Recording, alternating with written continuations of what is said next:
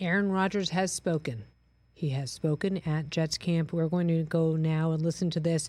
When asked upon why Egypt during the mandatory minicamp, why did he go? Yeah, you know what? I originally scheduled it based on the previous year's schedule, which had us out, I believe, by the 9th or 10th. So once I saw the schedule, I was trying to move some things around. It just didn't happen. You know, back in some of the doldrums of the rehab, I thought it'd be fun to put together a trip with some friends, and we wanted to plan it kind of middle of June. Looked at the previous year's schedule and felt like I was going to be safe.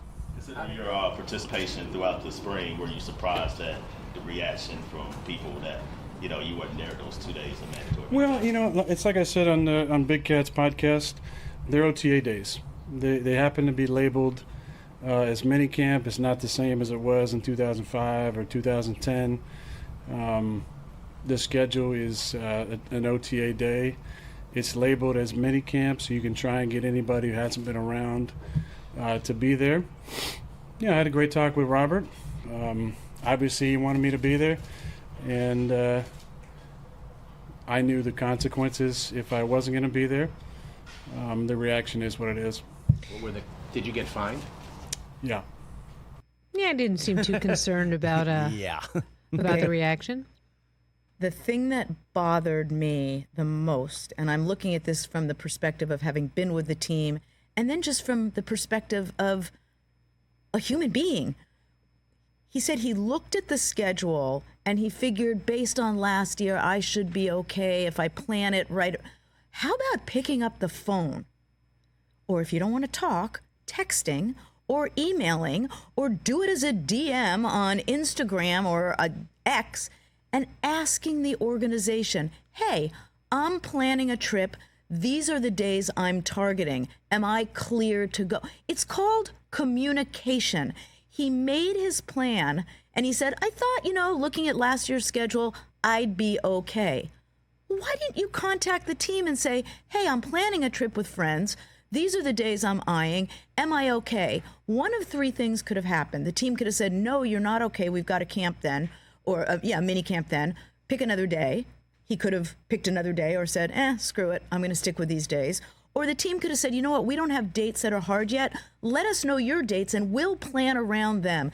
Absolute failure to communicate. Amy, it's one thing if he had gone through a full season with a new team and it was a summer and as a veteran quarterback. That's one thing.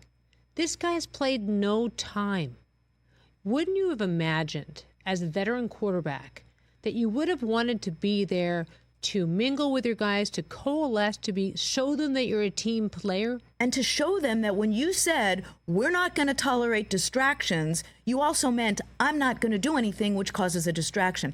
But the thing that bothered me the most, Suzy, absolutely, you want to go to Egypt, go to Egypt. You want to go on a venture with your friends, go on a venture with your friends. All it would have taken is communication. Pick up the phone, call someone with the team. I'm planning an excursion with friends. These are the dates I have in mind. Are we clear? Can I go on those dates? If they said, we don't know, at least you've alerted the team that you're not available those dates. All right, I can't believe that I have to defend Aaron Rodgers. But, well, I defend him a lot, too, in other instances, not in this one. But he was at the 10 practices before, right? And why didn't the Jets just say, oh, okay, that you're going to be gone this time? All right, we'll make the ones that you're going to be here mandatory, and then the ones that you're not going to be here, those are going to be kind of the voluntaries, and it's not a huge deal. Robert Saleh just feels like made such a big spectacle of going out there and being like, oh, well, they're unexcused, and he's going to get fined. Like, what was that for? Well, I agree with you. You treat star players differently, and granted, he only played 4 snaps, but this guy is the most famous and the most important player on your team.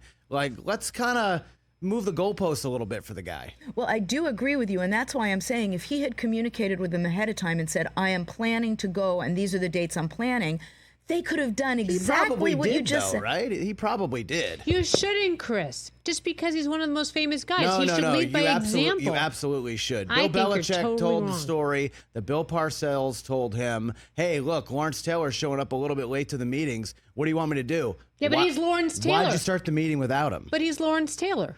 And I think there's a difference and between he's Aaron Lawrence Taylor Rodgers. and Aaron Rodgers. I don't buy the theory that he called the team ahead of time and said, because if he did, he would have been at his press conference saying, I called them. I told them these were the dates I was planning.